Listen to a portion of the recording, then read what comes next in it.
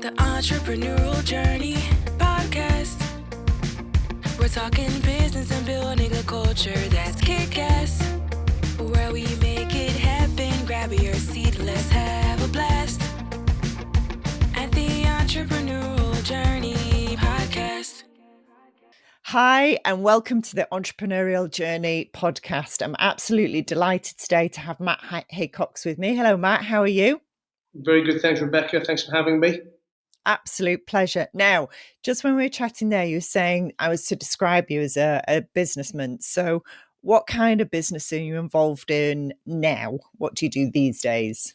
So my core business nowadays is all related to lending. My kind of long and up and down business career, started with uniforms, making uniforms, went on to bars, nightclubs, strip clubs, finished that era with a enormous bankruptcy and rebuilt from kind of scratch back in 2008, 2009, primarily in lending. I'd learned to be a lender by being a prolific borrower, and it was kind of poacher turn gamekeeper, using my skills on one side of the table to operate on the other. So my business now and over the last kind of 10, 12 years has been lending money to UK SMEs, but kind of coupling the money with the experience and the learnings that I guess that I've made in a lifetime of mistakes, that I always say that I can take my mistakes so that my customers, my clients, my borrowers don't have to make them. I've made them for them. So that's the core of what I do. Being a lender and being a business owner has naturally led me into being a bit of an investor, and to being a mentor and supporting various other businesses. So my group now has a real disparate set of companies under it, from finance to property to leisure to fashion to e-commerce. But at the heart of everything I do, I'm a lender and a deal maker. Cool. So at 16, you started your first business. Is that right? Well, I was still at school at 16, but I did. I guess during my teenage years, I was doing anything possible to try and make money. I was desperate to quit school, desperate to avoid going to university. So at 16, I was working down the markets. I was buying and selling anything from plastic cushions to Tamagotchi pets to bulk packets of toilet roll. I'm showing my age now, but I think in 1996, 1997, I was trying to buy web domain names that hadn't been registered yet, and resell those at a profit to what would probably nowadays considered their rightful owner. And I tried anything to various degrees of unsuccess.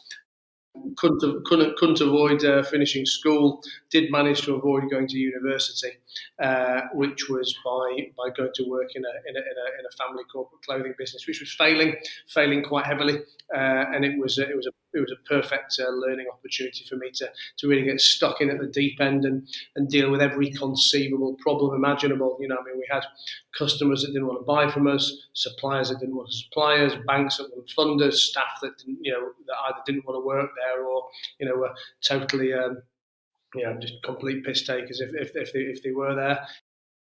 And I had 3 years of, like I said, being thrown at the deep end, a business that was losing $300,000 a year. I was ultimately allowed to take over the company, and in my dad's words, do what you want with it, because you can't do any worse than the people who were already there.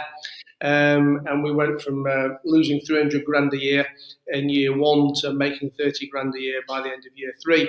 And it's not big number. It wasn't big numbers in those days. Never mind big numbers today in 2023. But it was the principle. The learning curve. That I got to experience those things, and I really firmly believe that you only really learn from the things that go wrong. You never really learn when things go right, and I was therefore lucky enough to have everything go wrong.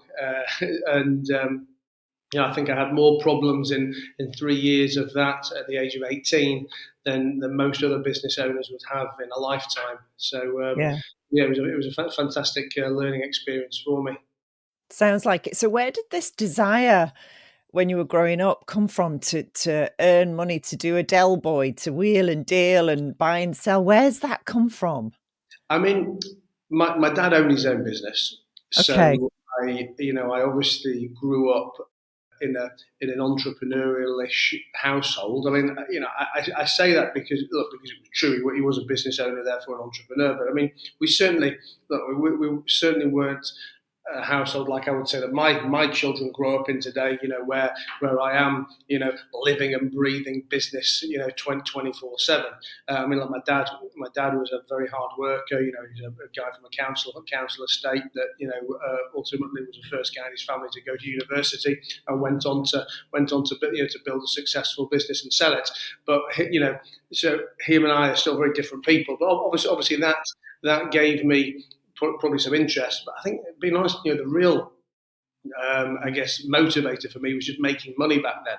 And in the late 80s, early 90s, we very much lived in an era where I think it was believed you could only make money, or certainly only make big money, by owning your own business. I mean, there really was the perception that anything other than being number one was the only way to to make money and control your own destiny. So that was probably my driver back then. The fact that the business genuinely interested me because of my dad anyway, and the fact that I knew I was destined to be rich. And what was it about university that you thought, do you know what, that's just not for me? It wasn't. I was not a university basher. I mean, listen. 20 years plus now, I've got very different views on education. But back then, it was never that I hated uni. It was just that I felt that it was just 3 years that would be wasted effectively for me when I could be out there, making money in the real world. I mean, I'd spent, all my kind of teenage and tweeny years, reading every business book, picking the brains of every business person who ever came in my dad's house. I did business studies for A levels. I did accountancy for A levels. So, I'd already learned what would have been the real core of the university course. So I just really felt like I'd be wasting my time. That's all it was back then. And I just, I thought, yeah. No, I know, fair enough. I can be out there in the world. I can be making money. Yeah, absolutely fair enough. So, okay, you had various businesses, including strip clubs, and you were being really successful. How did it all go wrong? What were the series of events that eventually led to that bankruptcy? I mean, quite simply, I had a very debt-ridden empire. It was an over-leveraged business, undercapitalised, built on a house of cards. In the kind of heady debt days of 2004, 5, 6, 7, 8, it was very easy to borrow money back then. I didn't know any different, didn't know any better. And ultimately that that over leverage came home to roost. And 2008 was the start of the credit crunch. My lenders pulled the plug. They didn't want to lend anymore. Without them lending anymore, I couldn't really kind of keep my vicious circle of borrow going. And when the first domino fell, it took everything down. And I'm often, don't want to steal your questions for you, but I'm often asked what, knowing what I know now, what could I have done differently back then?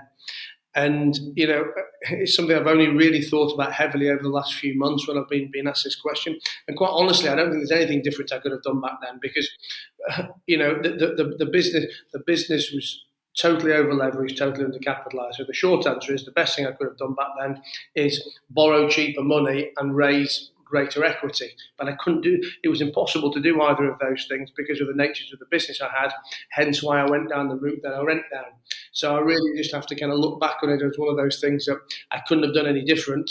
But it was I guess it was the learning experience that that was ultimately going to define me in my later years. It was really different back then, because I'm old enough to remember all of that. And when you were growing a business, you were encouraged to go to the bank to get money. You were not encouraged to go to investors. Those vehicles really didn't particularly, certainly not in the UK, exist widely. And actually everybody went to the bank to get money. So I know loads of people that were in your situation that the banks had given money away. They were persuading you to take more and more money at that time. Then it all fell apart. And then the way I saw the landscape changing was the investors stepping in to fill the gap that the banks left. So you're right, you couldn't have done it any differently because the options just weren't available to you back then. So it sounds like you had quite a quick turnaround from, losing everything to setting up the funding guru business. How did you make that switch and where did you get the capital from to get that started? I mean, I guess when we say it was quick, I mean it probably didn't feel quick to me at the time. But that said, I think it's probably a nice segue into talking about how it definitely was quick a second time round than first time round because ultimately, whilst I didn't have the capital, what I did have by that point at 28, 29 was 10 years of experience, 10 years of network, 10 years of contacts, and there's always the old expression that the hardest million to make is the first million, and it gets much easier as time goes on. And whilst obviously I was starting from scratch, so I was starting with no million, I did technically have the skill sets that had helped me make the first, second, fifth, 10th, whatever million I had at that point.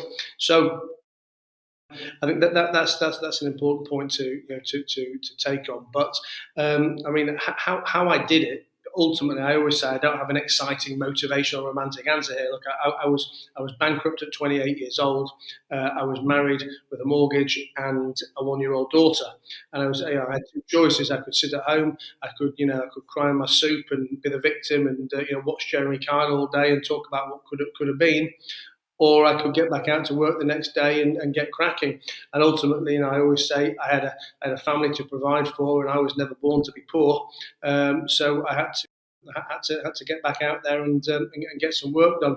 So really, for me back then, it was just picking up the telephone, calling my contacts, and really doing whatever I could to leverage my skill set and contact base. My skill set back then very much was the ability to raise money.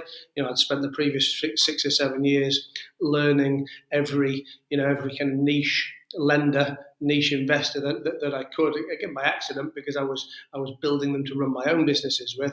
But I also became known as the go-to guy in my kind of local area, in my business peer groups, as the guy who knew all these lenders. So I had a lot of friends, a lot of peers, colleagues who 20 grand light here, 50 grand light there, and I was able to act as a broker to arrange that finance for them, and started being a broker.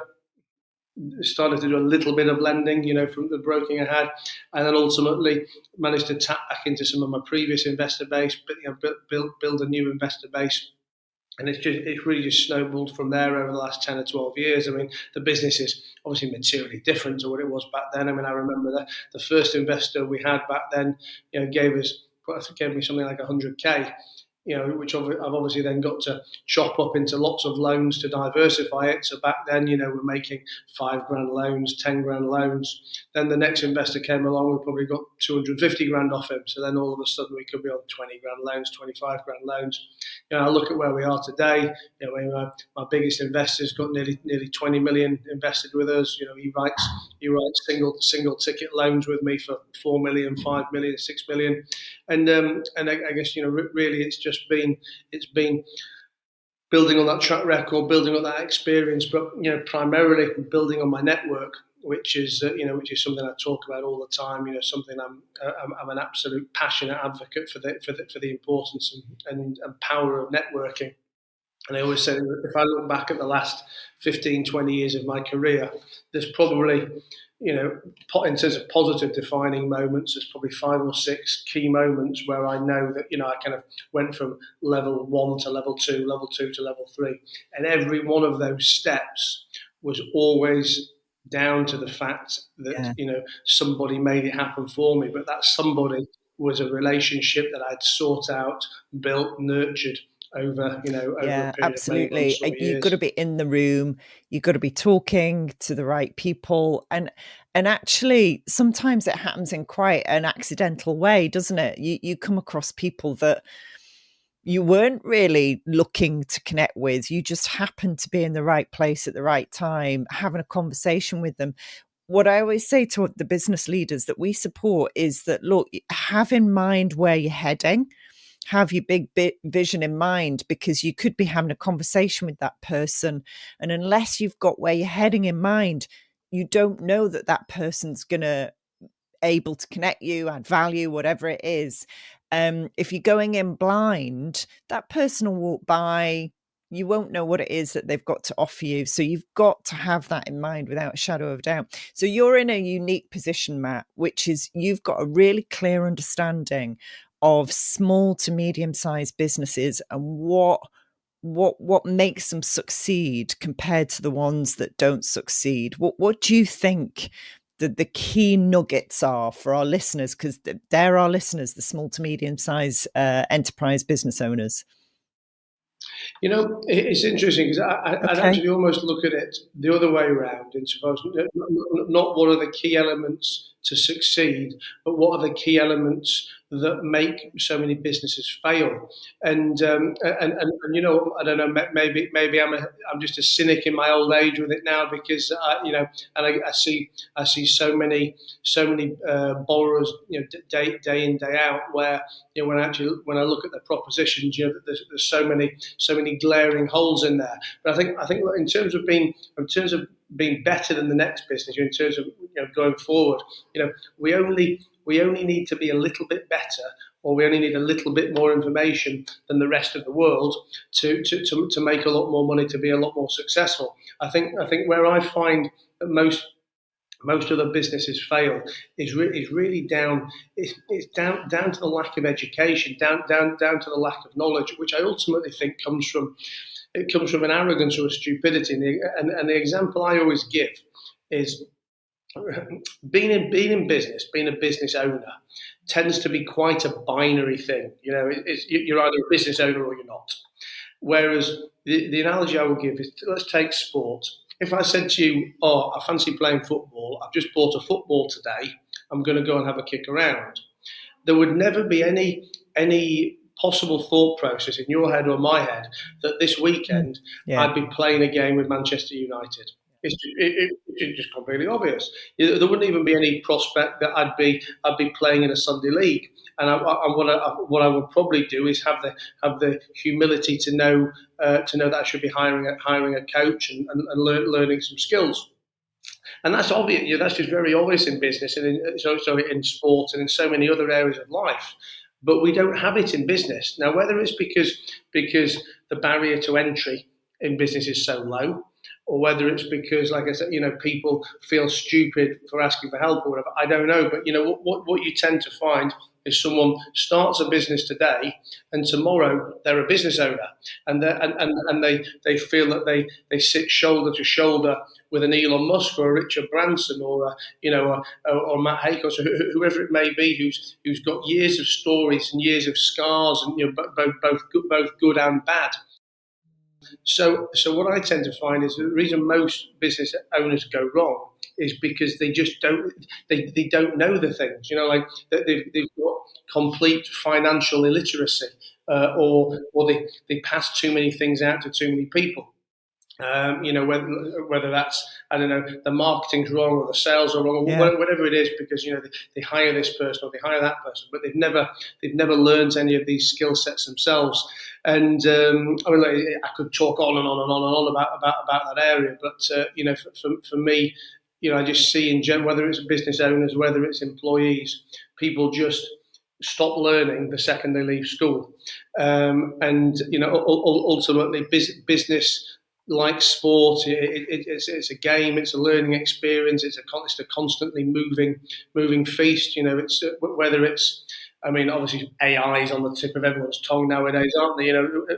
This is a sector that I've got no special knowledge of whatsoever, other than the concept of the fact that it's something we all need to take in and learn about, because it is going to completely shift the playing field.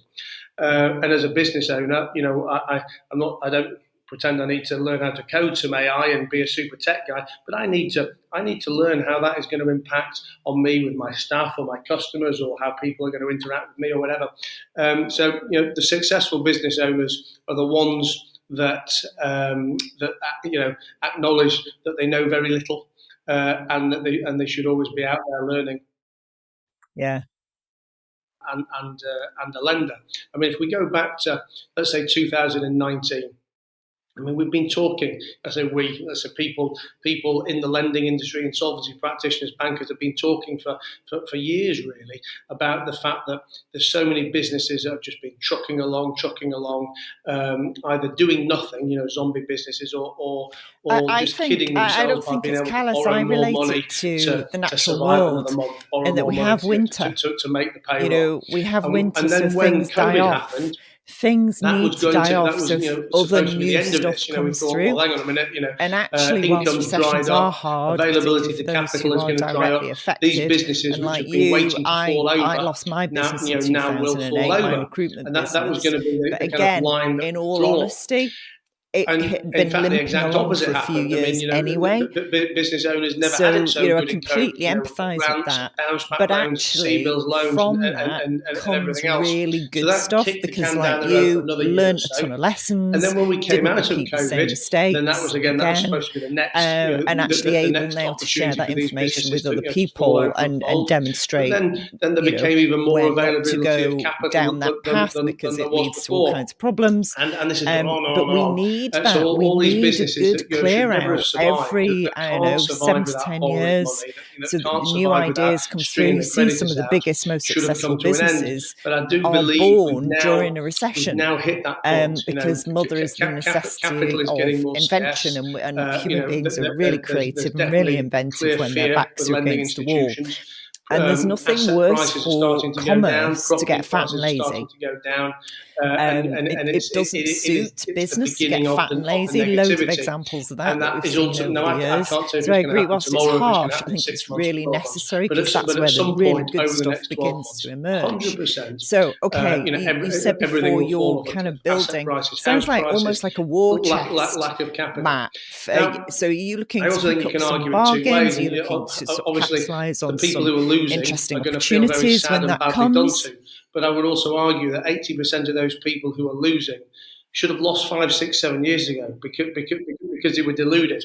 And again, people may think, well, that's easy for Matt to say. It's very, very selfish or callous of him. But I go, let's rewind to my bankruptcy back in 2007 to 2008. And one of the things people like to talk about is how quick things went wrong for me, and that the business changed and went bankrupt in the middle of June 2008, July 2008. But I can look back on that honestly now and say the business didn't go bust in July 2008. That business had been bust for years. I mean, it was completely unsustainable. And the only reason it was still around in the summer of 2008 is because I'd been stupid enough and other lenders had been greedy enough to keep, to continue to lend me money in January 2008, in summer 2007. Really, I shouldn't have been in business because I didn't have a business that works, and that's the problem with so many business owners out there. They don't have businesses that work. Definitely. Right. Listen, if your And business had a they're personality or a character, able to keep how them would you alive and describe keep it? them down the road by borrowing money.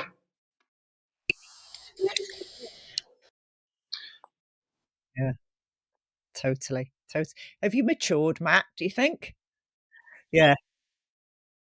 Yeah, absolutely. I mean, I don't know at this point what they are, but certainly looking to acquire some other businesses. Probably some competitors. Some over leveraged competitors where we can take some trade and bolt it on.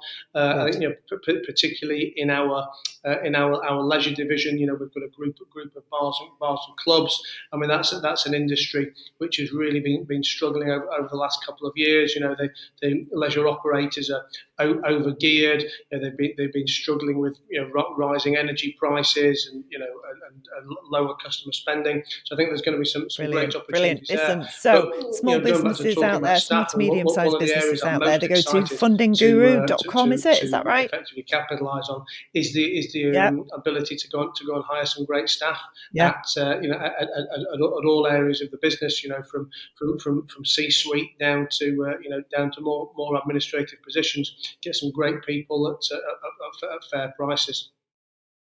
How would I describe it? I always like questions I've never been asked before. I mean, listen, I think I do. I do business the way I live my social life or live my personal life. I think my businesses probably operate the same way that is, which is the fun and optimistic. So the fun and aggressive in an optimistic kind of way, but that I Amazing. also kind Thanks of have so much. I quite really elastic appreciate the patience. time, Matt. Really enjoyed it. I'm Thank probably you. too tolerant. I'm tolerant, probably too tolerant at times. But then when my head goes, and there's no recovery.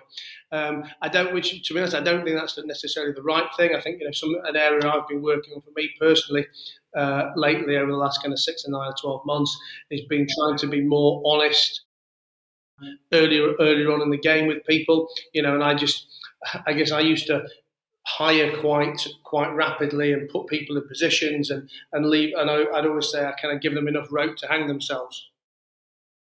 And I'd let them make mistake, and then chop the head off and move on. Which listen, it was what it was at the time, but I don't think that's the right style for me now, and I don't think it's ultimately the right style going forward. So I've been trying to get better with polite candour and try and identify issues as they go along. But that said, I'm fun. The businesses are fun. Well, I like to think I'm fun because as good as the money is, without fun, what's the point in having the money?